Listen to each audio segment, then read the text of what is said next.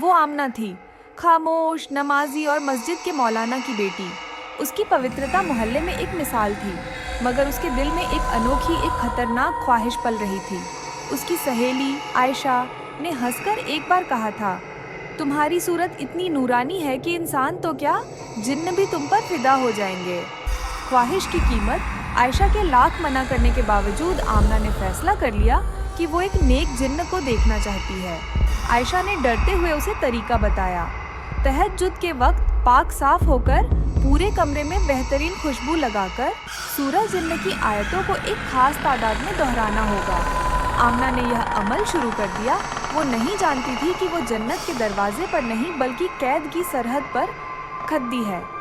भयानक मुलाकात। 6 दिन गुजर गए, कुछ नहीं हुआ, मगर 7वें दिन जुमेरात, गुरुवार की रात जब आमना ने 66 बार आयतें दोहराईं तो कमरे में अचानक असाधारण ठंडक छा गई।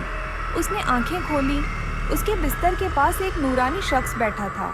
उसके चेहरे पर ऐसी हसीन चमक थी कि आमना की धड़कनें थम गईं। वो शख्स बोला, अस्सलाम वालेकुम मोहतरमा, जिन्न का इकरार। मैं इजलाल हूँ, मैं रोज़ आपकी तिलावत सुनता रहा हूँ। आपकी आवाज़ की कशिश और पाकीज़गी मुझे मेरे आका से इजाज़त लेकर यहाँ लाई है। मैं आपके बुलाने पर आया हूँ। आमना उसकी नीली आंखों और उसके खूबसूरत चेहरे में खो चुकी थी। इससे पहले कि वो कुछ और पूछती, एक झटका लगा और उसकी आंख खुल गई। वो सजदे में सर रखे सो गई थी। यह सिर्फ एक ख्वाब था, कैद की शुरुआत, मगर वो ख्वाब सच हो चुका था। अगले कुछ दिनों में आमना ने महसूस किया कि उसका कमरा बदल चुका है। अब उसे बाहर की दुनिया अच्छी नहीं लगती थी। वो घंटों अकेली कमरे में बैठी रहती थी।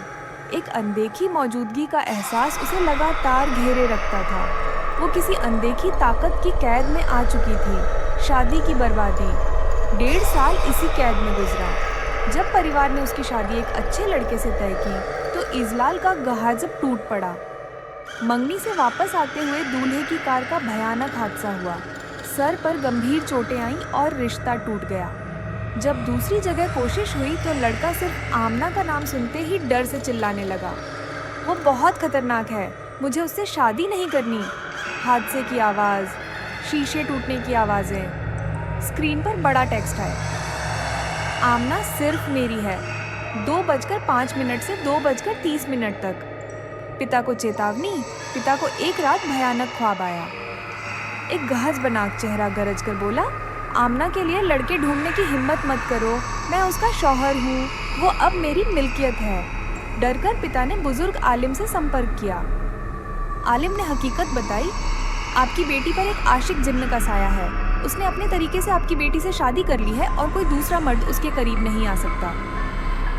ये सुनते ही आमना वहीं बेहोश हो गई। भयानक चेहरा फ्लैश होकर गायब हो। नाटकीय हॉरर म्यूजिक का क्लाइमैक्स।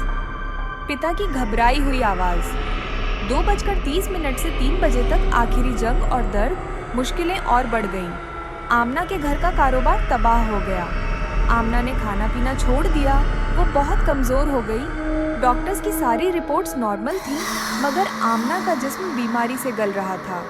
मजबूरन परिवार ने बुजुर्ग आलिम को बुलाकर जिन्न को संबोधित किया। जिन्न ने साफ इनकार कर दिया।